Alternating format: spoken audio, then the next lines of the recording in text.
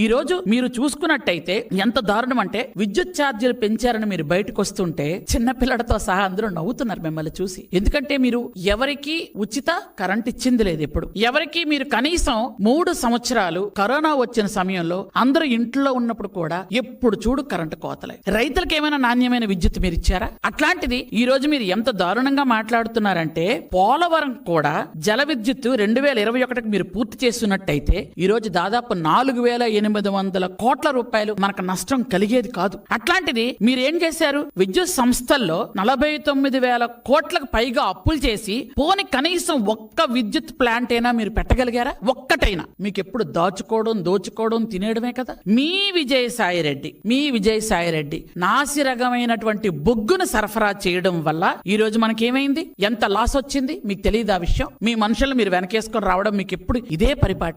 ఎంత దారుణమైన సంఘటన అంటే